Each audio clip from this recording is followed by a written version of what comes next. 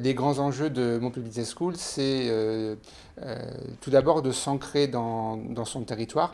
Alors quand je dis son territoire, ce n'est pas simplement un ancrage que local, mais c'est de faire en sorte de bien positionner MBS à la fois localement, régionalement, nationalement et au niveau international.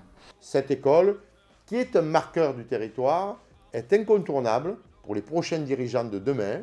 Elle forme énormément de personnes à l'intérieur. Donc il faut qu'on aille plus loin dans la communication pour bien dire que cette école, elle fait partie du paysage.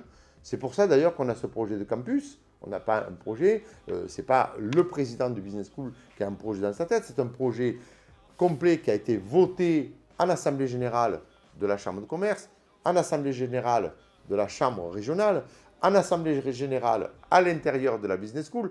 Donc il y a une vraie volonté à tout le monde de ce dossier est un dossier qui doit marquer les 5 à 10 prochaines années.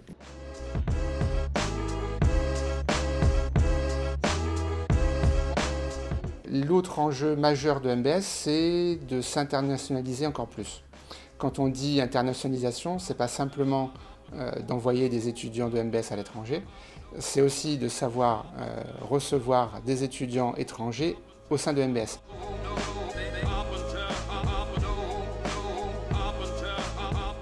Ici, sur Alco, on n'a plus de possibilité d'aller plus loin.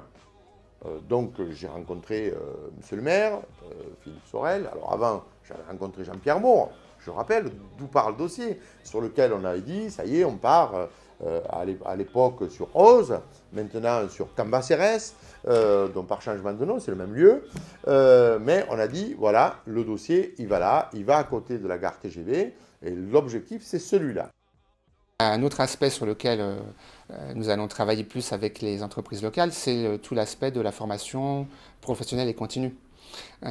Aujourd'hui, nous signons des partenariats avec les syndicats professionnels, avec les syndicats patronaux, pour justement mieux faire connaître notre offre et pouvoir avoir accès aux entreprises locales, leur faire des propositions pour former leurs salariés, pour également former les dirigeants.